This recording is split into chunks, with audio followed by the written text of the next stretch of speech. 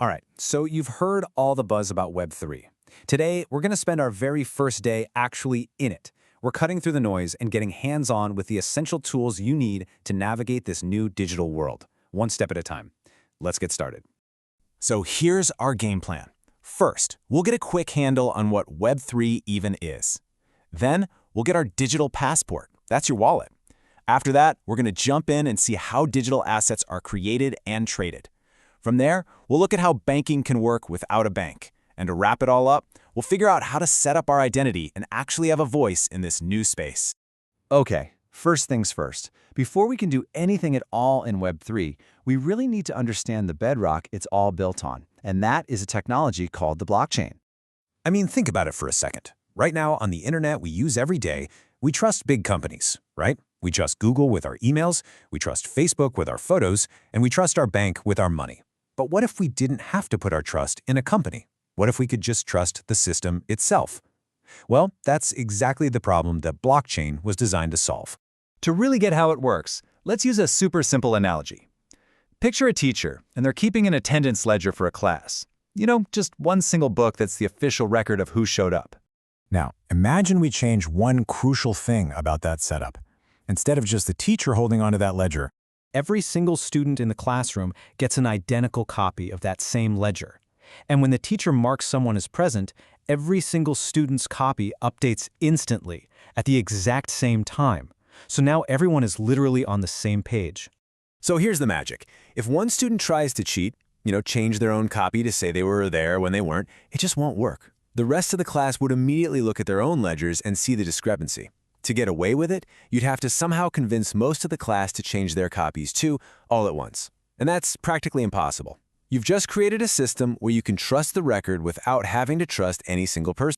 And that, in a nutshell, is what a blockchain is. It's just a digital version of that class ledger. It's a shared, unchangeable record book that's spread out across a whole network of computers. This distribution is what makes it so incredibly secure and transparent, and it's what creates this whole new foundation for trust on the internet. Okay, now that we've got the basic idea down, it is time for our first real practical step. To do anything on the blockchain, you need a wallet. The best way to think about it is as your passport to this whole new digital world. But it's actually so much more than just a passport. Your Web3 wallet is your identity. It proves who you are without you having to give away personal info. It's your bank account holding all your digital stuff. And it's your login for all the new Web3 apps. The most important difference here, you and only you are in control of it. It's all about self-custody, and that's a really big deal in Web3. And getting one is actually pretty easy. You can just install a browser extension like MetaMask. You'll create a password like you always do, but listen up, because the most important part is step 3, your secret recovery phrase. This is a list of 12 words, and it is the master key to your entire account. You have to write it down, store it somewhere safe, and I mean offline, not on your computer, and never, ever share it with anyone. Seriously, if you lose that phrase, you lose everything in that account forever.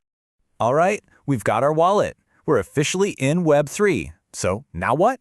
Well, let's talk about creating and trading value. In Web3, value is represented by something called a token. Now, there are two main flavors of tokens. You've got fungible tokens. Think of a dollar bill. My dollar is exactly the same as your dollar. We can swap them, it doesn't matter. They're interchangeable. Then you have non-fungible tokens, or NFTs. An NFT is more like your driver's license. It's totally unique to you with your photo and info on it. We can't just swap them one for one. You might think creating your own token is some crazy complex thing, but it's surprisingly straightforward. You just define its basic properties, like its name and how many you want there to be. But here's the cool part. To make it tradable, you create a little market for it. You do this by setting up what's called a liquidity pool. You just take your new token, pair it with an established one like Ether, and deposit them both into a decentralized exchange. That simple action sets the starting price and creates a pool that anyone, anywhere in the world, can tap into to buy or sell your token. No permission needed. So now that we have some assets, let's check out one of the most powerful ideas in all of Web3, decentralized finance, or DeFi for short. It's basically a global financial system that's built on the blockchain, and it's open to absolutely everyone. This really lays out the core difference, right? With a traditional bank, you have to ask for permission to do things. The bank is a middleman that takes a cut, and you're never truly in full control of your own money. In DeFi, the whole system is permissionless. The software code itself is the middleman, and you are always in 100% control of your assets. This is a massive shift that could make finance way more accessible and transparent. And look, this is not just some small-time experiment. This number, $8 billion, that was the amount of value locked up in just one single DeFi lending protocol called Aave when this was put together. This is a huge, fully functioning financial system that's happening right now. So, how does it actually work? It's pretty cool. You can take an asset you own, supply it to a protocol, and you start earning interest on it right away, kind of like a savings account. And because you've supplied that asset as collateral, you can then turn around and borrow other assets against it, just like taking out a loan. You pretty much get to be your own bank.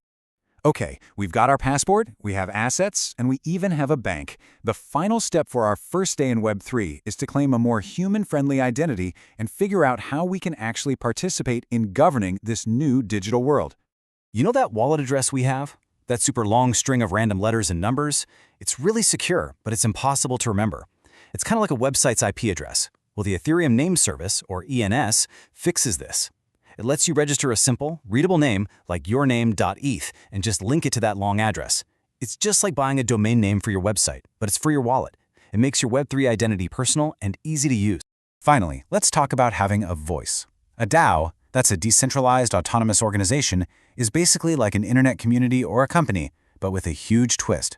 There's no CEO or central leadership. Instead, the members themselves, the people who hold the group's tokens, make all the decisions together, from the bottom up. It's a whole new way to think about how organizations can be run. And here's what that looks like in action. Somebody puts up a proposal like, hey, should we fund this new project? Then all the token holders get to vote. And if the vote passes the threshold that's written into the code, like the yes vote winning here, the smart contract just automatically executes the decision. It's like democracy that's enforced by code. And that was our first day. Let's just recap. We got our passport, the digital wallet. We learned about our assets, the tokens. We explored our new bank with DeFi protocols. We claimed our personal identity with an ENS name, and we found our community through DAOs. These are the real fundamental building blocks of Web3. But here's the thing. We've really only just scratched the surface. What we have now is a brand new set of powerful, open, and permissionless tools that anyone with an internet connection can use. So the only question left, and it's the most exciting one of all, is what are you going to build with them?